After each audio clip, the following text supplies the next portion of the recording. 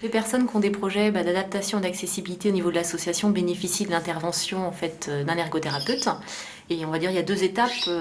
Comme on est un professionnel de santé, la première étape, ça va être d'évaluer les besoins, notamment liés à d'éventuels handicaps ou difficultés particulières. Et puis après la visite du logement, la deuxième étape, ça va être d'apporter des conseils, on va dire, sur mesure. Donc pour monsieur et madame Longépé, la problématique c'est qu'il n'y avait pas d'unité de vie au rez-de-chaussée.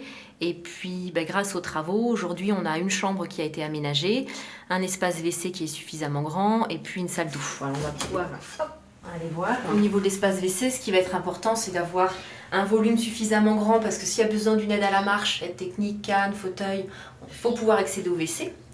Avec un WC qui est un petit peu plus haut et pour les personnes qui en ont besoin, des barres d'appui pour s'aider à s'asseoir et à se relever. Et puis des détails tout bêtes mais qu'on retrouve régulièrement, on a souvent la porte du WC qui est ouverte à l'intérieur et là c'est une porte de WC qui est ouverte à l'extérieur. Donc si la personne, s'il y a une chute ou un malaise dans les WC, ça permet à un tiers ou à des secours de venir facilement aider la personne à se relever.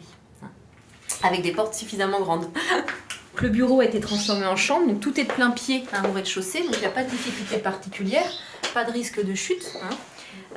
Donc ils ont descendu leur lit, ils ont amené leurs affaires avec l'aménagement d'un placard. Juste à côté de la chambre, un cabinet de toilette qui a été créé dans le garage. Voilà. Et au niveau des conseils spécifiques qu'on peut apporter, c'est vraiment systématiquement d'avoir des douches.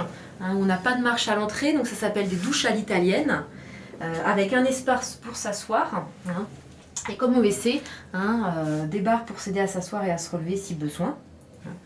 Et puis de l'autre côté, un lavabo qui lui, comme on le voit, n'a pas de meuble en dessous, pas de colonne.